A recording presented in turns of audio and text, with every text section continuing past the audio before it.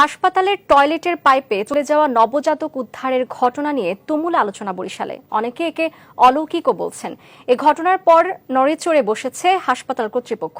উদ্যোগ নেওয়া হয়েছে স্যানিটেশন ব্যবস্থা আধুনিকায়নের। রাহাত খানের তথ্যচিত্রে ডেস্ক রিপোর্ট। বরিশালের অনেক বাসিন্দার কাছে এই ঘটনা অলৌকিক। টয়লেটের পাইপে প্রায় 2 ঘন্টা কিভাবে এক নবজাতক বেঁচে থাকে তা নিয়েই আলোচনা শহর জুড়ে।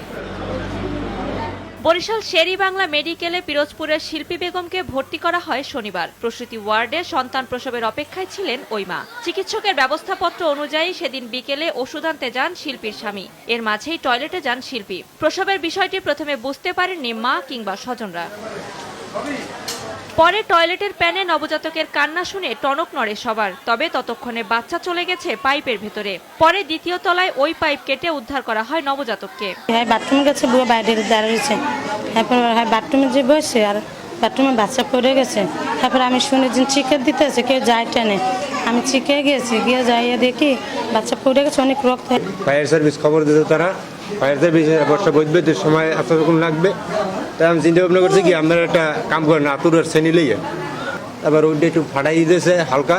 তার আমি বাচ্চা দেখি, আমি আর আমার হুঁশ নেই, আমি যাই বাচ্চাটারে উদ্ধার করে লইছি।